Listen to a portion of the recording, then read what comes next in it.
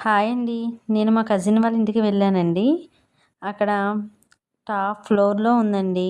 చాలా పైకుంది. చూసారా అక్కడి నుంచి చూస్తే బిల్డింగ్స్ అన్నీ ఎలా కనిపిస్తున్నాయో?